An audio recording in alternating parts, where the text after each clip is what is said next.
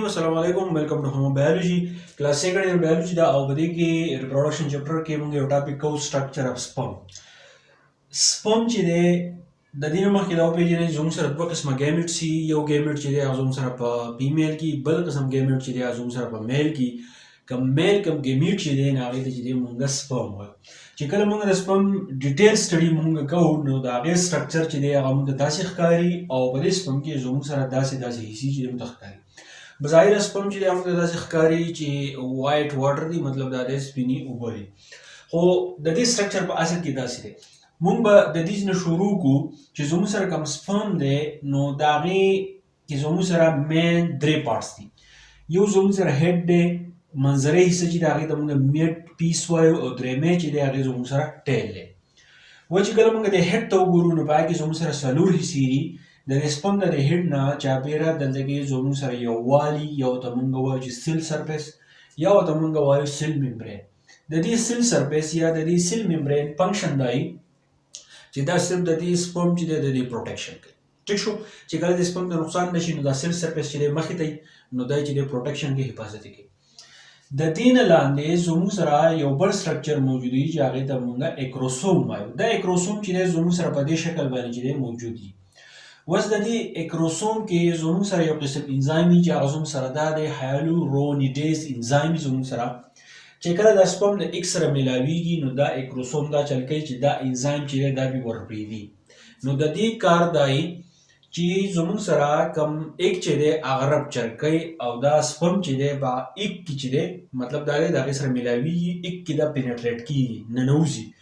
نو دا کار د چا دی دا زموږ سره د اکروسوم کار دی د اکروسوم نه لاندې زموږ سره بل پارټ موجود دی چې هغې ته مونږ وایو نیوکلیس په دې نیوکلیس کې زموږ سره جینیټیک میټیریل چې دی هغه موجود دی که مونږ د هیومن باډي خبره کوو نو په هیومن باډي کې زموږ سره 46 کروموسوم دی مطلب دا دی ډایپلاید د دې 46 کروموسوم دپاره چې دی مونږ 2 ان چې دی هغه استعمالوو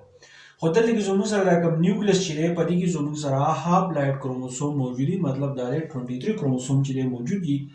23 چې دی بیا د فیمیل نه راځي نو د دې 23 د مونږ وایو چې دا هاپلاید او د هاپلاید دپاره مونږ څه استعمالوو مونږ ان استعمالوو نو دا د نیوکلیس کار دی ټیک شو ها بیا پکې زموږ سره راشه سایټوپلازم دی د سایټوپلازم د ایک سره په میلاب کې چې دی څه کار نشته خو زه صرف دا کار دی چې دا نیوکلیس نیولی دا نیوکلیس چې دی ورکوي پوش کوي چاله د ایک چې دی دا ورسره چې دی میلاو وهي د دې نه بعد زموږ سره چې کوم میډ پیس دی نو په دې میډ پیس کې زموږ سره دوه پارټ دي یو ته مونږ وایو سنټریول او بل پارټ زموږ سره دی مایټوکانډریا اوس سنټریول به تاسو ویلي د سنټریول کار دا دی چې دا کروموسوم چې دی هغه جدا کوي صرف دا وپېژنئ سنټریول کار دلته کې دا دی چې کله دې ضرورت راغی نو دا کروموسوم چې دی هغه د یو بل نه چې دی جدا کوي د دې سنټریول نه لاندې زموږ سره مایټوکانډریا چې دی موجود دي مایټوکانډریا تاسو ته پته ده مایټوکانډریا نوم چې کله راځي نو دا انرژي ورکوي نو دې مایټوکانډریا د انرژي د کوم ځای نه راځي دې مایټوکانډریا د انرژي راځي که تاسو ته سیمینل ویسیکلز چې دی هغه تاسو ته یاد دي نو هغه د نیوټریشن کار کوي نو دا مایټوکانډریا د هغه ځای نه دا انرژي اخلي ځان سره جمع کوي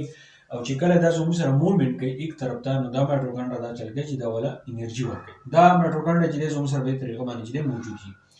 د دې درېیمې پارټ چې دی هغې ته مونږ ټیل وایو نو ټیل زموږ سره دلته یو لکۍ شانتي وي مونږ ورته فلیجلم وایو دغه شان دا فلیجلم بیکټیریا کې موجود دی خو په دې سپرم کې زموږ سره اخره ته دلته کې فلیجلم چې دی هغه موجود دي د دې فلیجلم دا کار دی چې دا زموږ سره موومنټ کوي یا کوي واحد سیل دی په هیومن باډي کې چې دا زموږ سره موټایل دی او دا زموږ سره چې دی موومنټ کوي د فلیجلم په ذریعه باندې دا موومنټ کوي ایک طرف ته او ایک طرف ته چې دی دا ځان رسوي نو دا زموږ سره سټرکچر اف سپرم دی په دې کې د MCQs لپاره دا انزایم نوم چې یاد ساتئ هایالورونیډیز انزایم دی چې دا زموږ سره اکروسوم کې چې دی دلته کې موجود دي اکروسوم چې دی دلته کې یو باډي ده چې ایک ته چې کله پینټریشن کوي نو د دې اکروسوم د وجې نه چې دی نه هغه کېږي نو دا سټرکچر اف سپرم په دې کې ګران چې دی څه نشته امید کوم په دې به تاسو پوه شوي یئ په دې پسې ورپسې لیکچر چې دی انشاءالله تاسو ته بیا اپلوډ کوم تھینک یو ډېره مننه